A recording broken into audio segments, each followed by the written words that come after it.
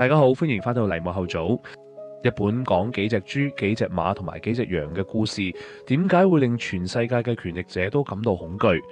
你可能未必知道，動物農莊喺蘇聯被禁咗整整40年。喺阿聯酋，因為內容違反宗教價值，被學校禁用。甚至喺標榜自由嘅美英兩國，歷史上都多次被封殺，或者被出版社拒絕出版。因為呢本書講咗一個最心寒嘅真相。一個社會由正常走向荒謬，從來唔係因為某一日所有人突然變傻，亦唔係因為惡魔一瞬間降臨。相反，佢係透過每一次細到你覺得唔值得反抗嘅微調，一步步侵蝕你嘅底線。聽完今集，你會明白，當你發現個社會已經完全變質嘅時候，往往唔係因為你做錯咗啲乜，而係因為你對無數次微小嘅合理選擇咗一次又一次嘅默默接受。到底呢種微小嘅合理化係點樣一步步侵蝕我哋？ George Orwell 喺動物農莊入面就用一面寫滿規矩嘅牆，為我哋展示咗這個過程最精彩亦係最恐怖嘅示範。原本嘅農場叫莊園農場，農場主瓊斯先生係一個極度沉迷飲酒、完全唔顧動物死活嘅暴君。佢每日榨乾動物嘅勞力，攞走母雞嘅蛋、奶牛嘅牛奶，要馬匹拉重卡車拉到筋疲力竭，但俾佢哋嘅口糧連飽飯都談唔上。直到有一日，瓊斯先生又飲醉酒，冇餵嘢食俾動物。飢腸轆轆嘅動物終於忍無可忍，爆發革命，合力將瓊斯先生趕走咗。成功推翻舊體制之後，動物歡天喜地，佢哋燒毀咗所有鞭子、韁繩同鐵鏈呢啲長子壓迫嘅工具，並將農場改名為動物農莊，為咗確保大家以後永遠平等，不再重蹈覆轍。豬隻雪球同拿破崙將革命理念歸納成7條規矩，用白油漆大字寫喺穀倉牆上。呢個就係代表絕對平等嘅7戒。喺呢度要明白一個背景，喺農莊入面，豬其實係智商最高、最聰明嘅動物。佢哋不但識字、識得思考，仲好快掌握咗農莊嘅運作機制。所以喺分工上，豬順理成章成為咗管理層。專門負責用腦規劃、指揮同分配資源，唔需要親身參加粗重嘅體力勞動。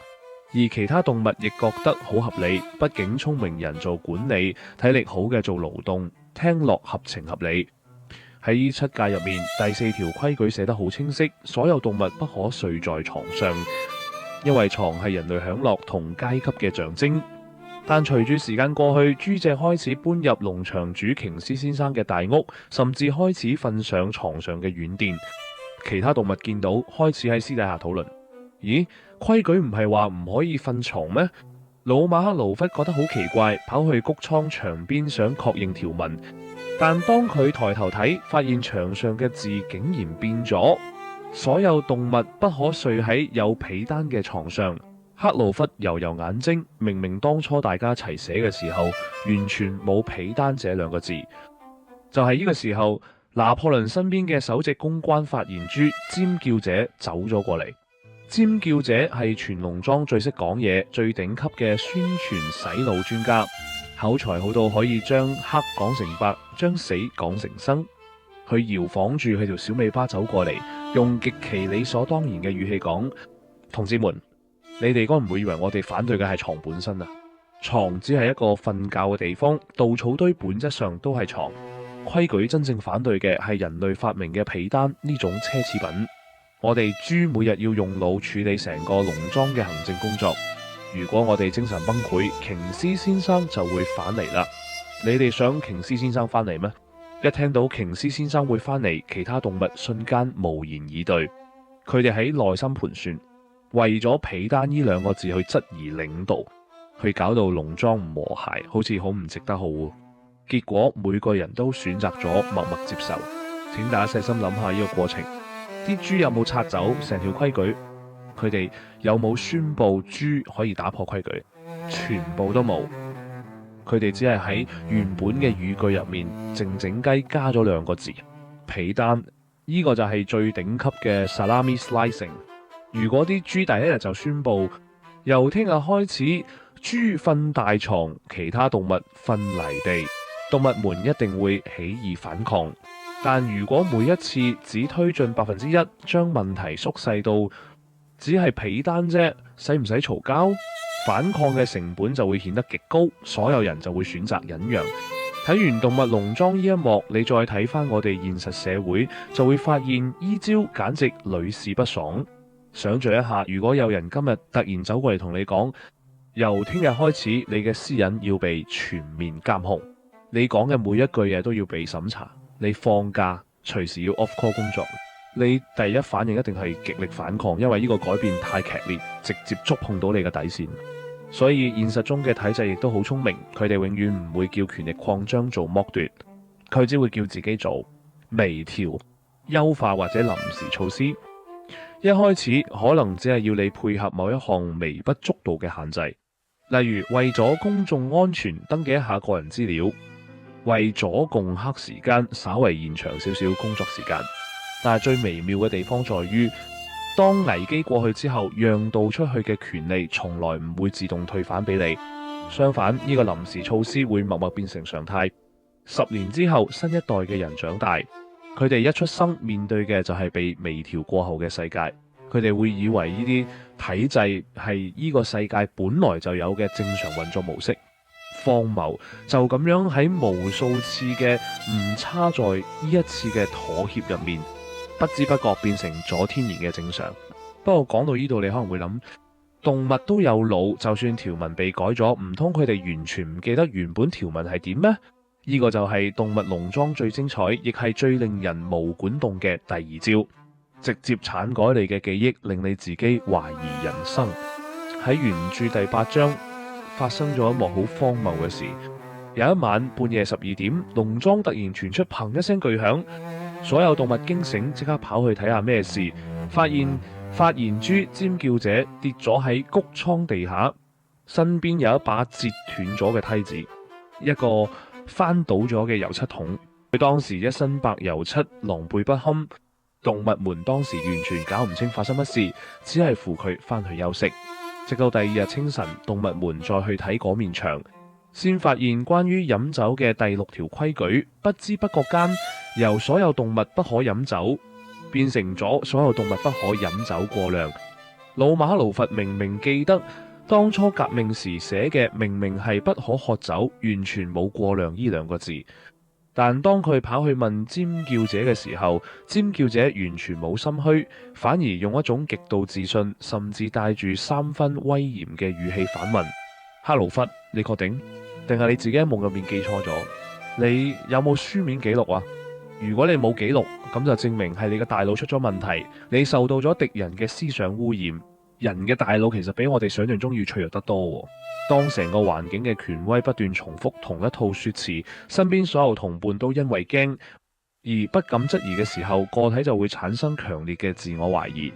你會由最初嘅明明當初係咁，變成唔通真係我記錯咗，再變成可能係我當初聽錯咗啦，最後變成算啦，官方講嘅應該先係事實。喺現實社會，呢種洗腦嘅方式隨處可見，而且手法比農莊更加精密。例如將一啲真實嘅記錄被消失，網絡上記錄過往真相嘅文章、影片同檔案，一夜之間全部冇咗，好似從來冇存在過一樣。仲有文字藝術，經濟停滯就叫處於結構性轉型期，減少巴士班次或者取消路線就叫優化巴士路線。當一個社會失去咗客觀嘅文字記錄，每個人對過去嘅記憶只可以靠口口相傳嘅時候，手握宣傳機器同話語權嘅掌權者就可以隨心所欲咁樣重寫歷史。最可怕嘅從來唔係佢喺度講大話，而係佢透過不斷洗走集體記憶，成功令到下一代人真心相信，原來呢個世界以前真係咁樣。但係如果大家都隱約覺得有問題，點解最後連一個企出嚟反對嘅人都冇？唔通成個農莊一隻清醒嘅動物都冇咩？答案係清醒嘅動物一定有，但體制最擅長嘅就係用噪音同恐怖去壓制理性。喺動物農莊入面，每次召開星期日會議，如果有比較清醒嘅動物嘗試提出疑問，例如想討論一下明明大家咁辛苦做嘢，點解糧食反而越嚟越少？啲豬秘密訓練嘅羊群就會即刻集體大叫口號：4條腿好，2條腿壞；4條腿好，2條腿壞。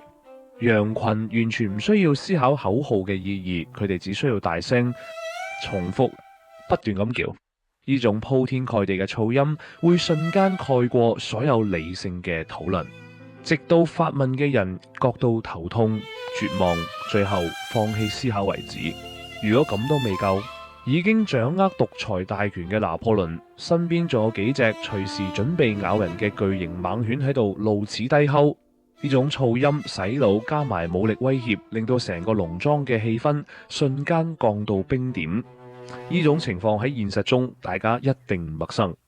當一條荒謬嘅規矩或者政策頒布，其實身邊每個人內心都覺得有啲問題，但因為身邊充斥住各種高亢嘅口號同道德綁架，大家都喺度觀察其他人嘅反應。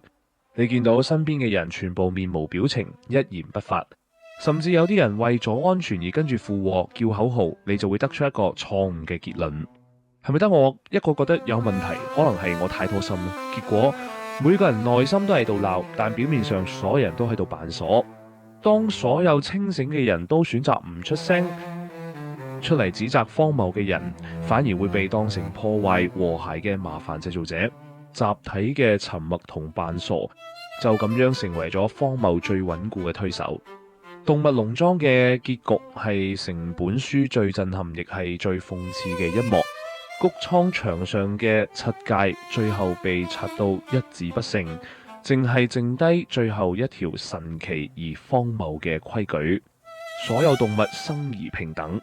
但有啲動物比其他動物更加平等。到咗最後，豬着住人類嘅西裝，手拿皮鞭，用2隻後腳直立行走。佢哋同人類農場主圍坐喺宴會廳裏面打牌、乾杯、大笑作樂。窗外嘅動物望下豬，再望下人，再望下豬，佢哋已經完全分唔清邊個係人，邊個係豬。荒謬喺呢一刻完成咗最完美嘅正常化。動物農莊寫嘅雖然係動物，但講嘅全係人性。一個社會由正常變荒謬，始於你對第一次微小改動嘅妥協，成形於你對歷史記憶被塗改嘅麻木，去最終鞏固於所有人因為驚嘢麻煩而選擇嘅集體沉默。動物農莊呢本書最令人心寒嘅地方，唔係最後豬好似變咗人咁樣，而係佢提醒我哋，有啲改變從來都係靜悄悄咁樣發生嘅。其實我哋只要保持一份堅持，明白底線一旦後退就好難反轉頭。當你覺得某件事唔妥嘅時候，相信自己嘅直覺，用記錄留低事實，唔好輕易懷疑係自己太敏感或者記錯。希望大家喺生活入面都可以保持清醒，唔好等有一日隔住窗望出去，先發現自己已經分唔清乜嘢先係正常。如果你都曾經喺生活或者社會入面感受過呢種荒謬變正常嘅無力感，歡迎喺留言區分享你嘅睇法。如果想我再講多啲關於動物農莊，歡迎大家俾個 like 或者留言話我知。我哋下一集再見，拜拜。